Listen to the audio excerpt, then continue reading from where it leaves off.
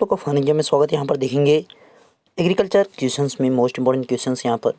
तो 25 क्वेश्चन देखेंगे, इसका पार्ट 8 आपको मिल जाएगा यहाँ पे देखने को। इससे पहले आपको 7 पार्ट अपलोडेड हैं, उसको भी जाके जरूर देखें। ओके, शुरू करेंगे और 1 बाय 1 देखेंगे सभी क्वेश्चंस को जो कि आपके मोस्ट इंपॉर्टेंट है। तो पहला क्वेश्चन रहा आपके सामने, सूरजमुखी का जन्म स्थान है, where is the birth place of sunflower.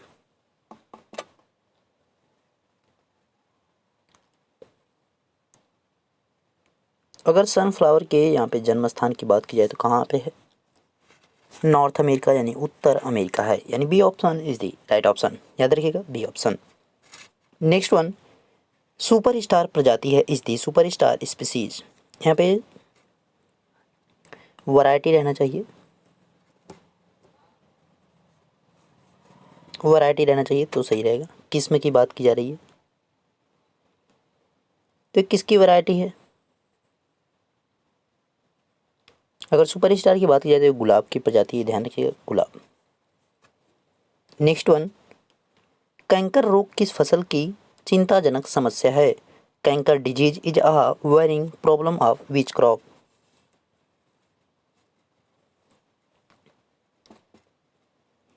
तो कैंकर जो रोग होता है वो किस फसल से संबंधित है? तो यहाँ पे राइट आंसर की अगर बात की जाए किसका होता है? नींबू का होता है, याद रखिएगा नींबू। नेक्स्ट वन, आम की बीज रहित किस्म है is the seedless variety of mangoes.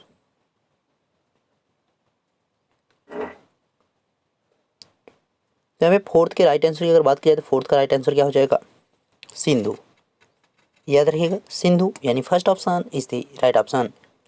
And next one, Sigatoka किस फल वृक्ष से संबंधित है? Sigatoka is related to which fruit tree.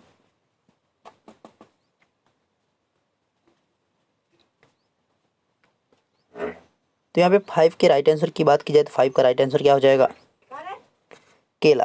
याद रखिएगा केला यानी बनाना के राइट आंसर की बात यहाँ पे की जा रही है। First option is the right option. Next one, निम्नलिखित में से कौन सा बीज उत्पादित करता है परंतु फूल नहीं? Which of the following produce seeds but not flower. यानी आपका उसमें फूल तो लगते हैं लेकिन उसमें यहाँ पे यहाँ पे फल उसमें जो है बीज उसमें बनता है, लेकिन क्या होता है कि फूल उसमें नहीं बनता है। तो यहाँ पे वो कौन सा है ऐसा? तो राइट आंसर की अगर बात की जाए तो चीड़ की बात की जा रही, पाइन की बात की जा रही, यानी D option is the right option. Next one, कपास के कौन से भाग से रेशे प्राप्त होते हैं?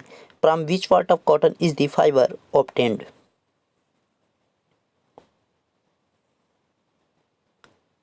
तो कपास का जो आपका क्या होता है, जो उसके बीज होते हैं उससे आपका प्राप्त होता है, याद रखिएगा बीज यानी सीड। नेक्स्ट वन, 1903 में भारत वर्ष की प्रथम चीनी मिल कहाँ स्थापित की गई थी? Where was the first sugar mill of India established in 1903।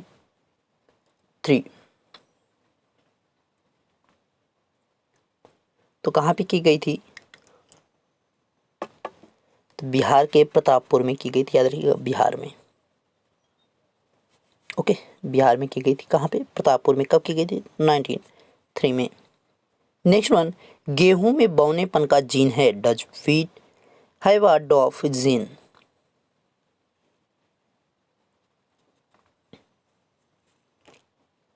तो यहाँ पे जो नोरिन 10 होता है वो क्या होता है? गेहूं में बौनेपन का जीन है, याद रखिएगा A option is the right option. And next one, Bharat में न्यूनतम समर्थन कीमतें सरकार द्वारा वर्ष में कितनी बार घोषित की जाती हैं? How many times in a year are the minimum support price announced by the government in India.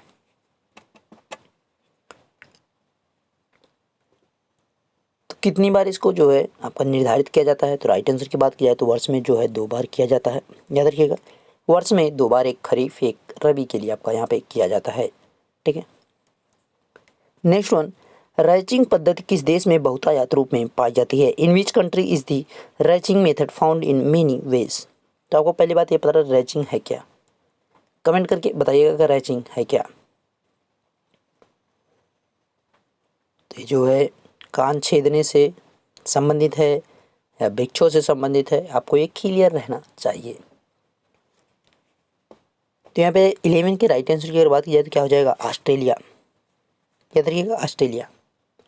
Next one, Bharat में सामान्यतः खेती की कौन सी पद्धति अपनाई जाती है? Which method of farming is generally practised in India? India में जो है कौन सी खेती अपनाई गई है या लागू की गई या जो चलाई जा रही है मैक्सिमम जो है कौन सी है? तो राइट आंसर की अगर बात की जाए तो मिक्स्ड फार्मिंग है। याद रखिएगा मिक्स्ड फार्मिंग। जैसे कि देखते होंगे घर पे ही आप देखते होंगे कि कुछ दूर में जो है गेहूँ लगा दिया गया, उसमें लहसुन लगा दिया गया, प्याज लगा दी गई, सभी जो है फसलें उसी में थोड़ा थोड़ा। तो मिक्स टाइप का यहाँ पे आप चलता है, उसी चीज़ से आप समझ सकते हैं बड़े स्तर पर भी। नेक्स्ट वन, विश्व के कुल दुग्ध उत्पादन में भारत का कितना प्रतिशत योगदान है? What percentage of India contribute to the total milk production of the world? यहाँ पे 13 के राइट आंसर की बात की जाए तो क्या हो जाएगा?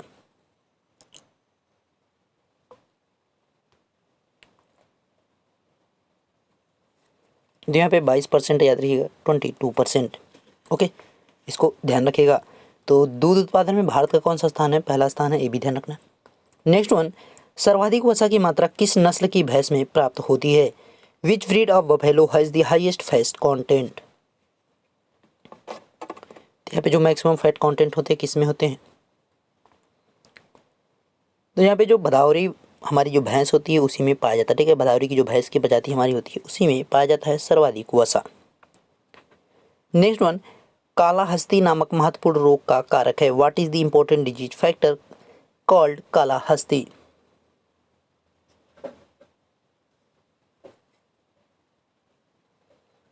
तो ये किससे संबंधित है? जीवाणु से, याद रखिएगा बैक्टीरिया। नेक्स्ट, पादप रोगों का सबसे अधिक उत्तरदायी कारक है। What is the most responsible factor for plant disease?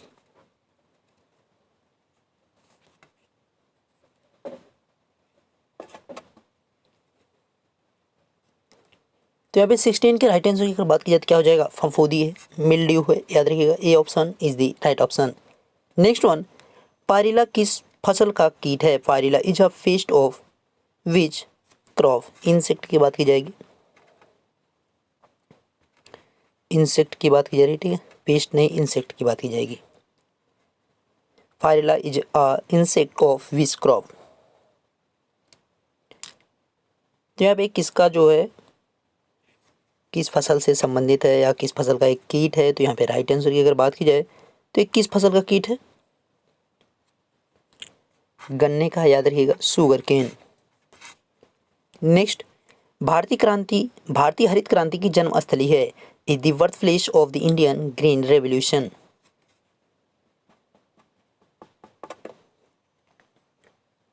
तो थर्ड जो रेवोल्यूशन थी उसी में जो है आपका दिया गया था। थर्ड आपकी जो 5 ईयर प्लान थी उसी में जो है आपका रेवोल्यूशन के बारे में यहाँ पे बताया गया था।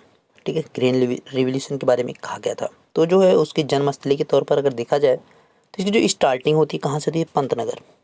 ठीक है, जो कि प्रेजेंट में उत्तराखंड में पड़ता है।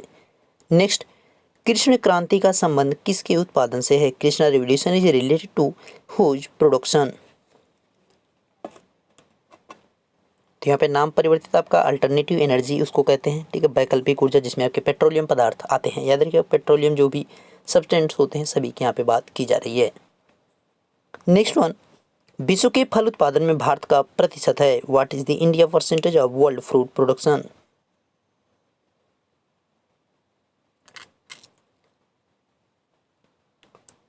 तो राइट आंसर की अगर बात की जाए यहाँ पे जो विश्व में जो है भारत का फल उत्पादन कितना है?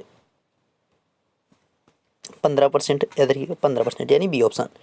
नेक्स्ट वन, भारत की औसत फसल चक्र गहनता कितनी प्रतिशत है? What is the average crop cycle intensity of India? मैंने एक अलग से इसका वीडियो देखा है, तो अगर जो है आप एमएससी स्टूडेंट हैं तो आपके लिए वहाँ पे क्वेश्चन मस्ट है, पूछे जाते हैं, तो उसको ज़रूर देखिएगा। अभी आपका बीएससी में भी पूछा जा सकता है, तो इसको जरूर देखिए क्योंकि आईसीआर में जो है पूछा जाता है यूजी वालों के लिए भी।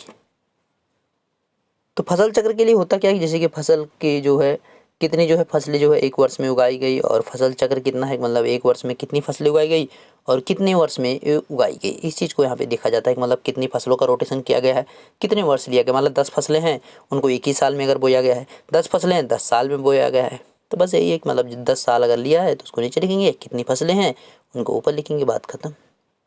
ठीक है। तो यहाँ पे फसल की औसत चक्र गहनता कितनी प्रतिशत है, यहाँ पे जो है किसकी बात की जा रही है, भारत की बात की जा रही है। भारत की कितनी है, 138 है, याद रखिए 138 जो है भारत की जो है औसत फसल चक्र गहनता है। ओके, जैसे इसको निकालने के लिए क्या करेंगे, जैसे कि फसलों की संख्या, जैसे फसलों की संख्या हमने ऊपर लिखा, ठीक है, crop of number of crop and जो है आपका यहाँ पे फसल चक्र वर्ष, फसल रोटेशन इन ईयर और 100 में। जैसे कि मान लीजिए फसलों की संख्या मान लीजिए भाई कितना लेते हैं, 10 ले लेते हैं, ठीक है, फसलों की संख्या 10 लिया, और फसल चक्र वर्ष जो है हम ले लेते हैं कि 5। फसल चक्र जो वर्ष है कि 5 साल में हमने 10 फसलों का जो यहाँ पे रोटेट किया, इसको 100 से मल्टीपल करेंगे, इसको जब आप काटेंगे तो क्या आएगा, 20 आएगा, और ये जब परसेंटेज में निकल कितना आएगा, 200% यहाँ पे आ गया, बात खत्म, और कुछ भी नहीं करना, ठीक है, यहाँ पे 200% लगे, यही यहाँ पे करना है। अब 138 बनाया तो कितनी फसलों को लेगा वो आपको निकालना पड़ेगा, ठीक है। नेक्स्ट में देखिए धान गेहूं और मूंग का फसल चक्र प्रतिशत है, तो यहाँ पे जो है धान गेहूं और मूंग का फसल चक्र प्रतिशत कितना हो सकता है, देखिए what is the crop cycle percentage of paddy wheat and moong, तो इनका कितना हो सकता है, इसके अगर राइट आंसर की बात की जाए, देखिए पहली बात तो ये सभी जो है आपका धान गेहूं मूंग ये सभी जो है एक वर्षीय हैं, ठीक है, मतलब इनका एक ही वर्ष में उत्पादन किया जाता है, ठीक, मतलब आपका पहले गेहूं फिर धान फिर मूंग, आप देखते हैं कि गेहूं को काट के मूंग को लगाया जाता है, ठीक है, मूंग को जो है बोया जाता है, तो ये सभी क्या है एक वर्षीय आपके हैं। फसलों की यहाँ पे जो संख्या कितनी है, 3 फसल है, क्योंकि 1 धान गेहूं 2 मूंग 3, तो फसलों की संख्या 2, और फसल जो ईयर है आपका देख सकते हैं एक ही वर्ष आ रहा है तो उसको नीचे रखेंगे और 100 का मल्टीपल कर देंगे, 1 से यहाँ पे भाग करेंगे तो कोई फर्क नहीं पड़ने वाला, तो क्या होगा 3 इंटू, ये आपका कितना हो जाएगा 300% हो जाएगा, यानी सी ऑप्शन। बस इतना ध्यान रखना है कि फसलें कितनी हैं, ठीक है, तो उसको ऊपर रख दिया। अब इन फसलों को आपको पहचानना है कि कितने ईयर में हम लगा सकते हैं, मतलब यहाँ पे इनका रोटेशन कितने में होने वाला है। जैसे कि अभी यहाँ पे धान गेहूँ मूंग के साथ चना दिया रहता, चौथे नंबर पे हम चना देता, तो आपका क्या होता है यहाँ पे 2 वर्ष लग जाता, क्यों, क्योंकि यहाँ पे जो रोटेशन दिया था जो क्रम दिया था उसी के अनुसार, ये नहीं कि धान गेहूँ और चना एक साथ कर देना, नहीं ऐसा मत करना, जिस वो क्रम में दिया रहेगा उसी क्रम में उनको रखना, ठीक है, क्योंकि यहाँ पे देखिए धान दिया उसके बाद गेहूँ दिया उसके बाद मूंग दिया, मतलब गेहूँ को काटने के बाद क्या हो रहा है, मूंग को बोया जा रहा है, ठीक है, तो इसका ध्यान रखना। अब वही पता चले मूंग के आगे आपका तरबूज खरबूज ऐसा कुछ दे देगा तो उसको भी ध्यान रखना कि उसको कब बोया जाता है, तो ये चीज़ आपको पता रहनी चाहिए। नेक्स्ट वन देखिए लीची का कौन सा भाग खाया जाता है, विच पार्ट ऑफ लीची इज ईटेन, तो यहाँ पे कौन सा भाग उसको खाया जाता है, तो राइट आंसर की अगर बात की जाए तो एरिल खाया जाता है, यहाँ पे ध्यान रखिएगा डी ऑप्शन। नेक्स्ट वन काला सोना की उपमा किसे दी गई है, who has been given the analogy of black gold, यानी उपमा की बात की जा रही है, उपनाम से जो है जाना जाता है, किसे जाना जाता है, काला सोना के उपनाम से। तो काला सोना कहा किसको जाता है, तो काली मिर्च को ब्लैक पीपर को कहा जाता है, याद रखिएगा A option is the right option. And next one निम्न में से किस तत्व का करौंदा महत्वपूर्ण स्रोत है, which of the following element, निम्न में किस तत्व का करौंदा महत्वपूर्ण स्रोत है, which of the following element is an important source of gooseberry, तो यहाँ पे करौंदे की बात की जा रही है, तो ये भाई किसका महत्वपूर्ण आपका स्रोत होता है ये आपको बताना है, तो किसका होता है, तो राइट आंसर की अगर बात की जाए जो इसमें होता है वो क्या होता है, आयरन होता है, यानी B option is the right answer. Ferric ferrous की बात की जा रही है। तो आपके मोस्ट इम्पॉर्टेंट क्वेश्चन कंप्लीट हो गए और इसको जो है आपको पीडीएफ मिल जाएगा टेलीग्राम चैनल पर, तो वहाँ पे अवश्य जुड़े ताकि आपका इसका पीडीएफ मिल जाए। ओके, मिलेंगे नेक्स्ट वीडियो में, तब तक देखते रहिए फाइनल में सर, थैंक यू।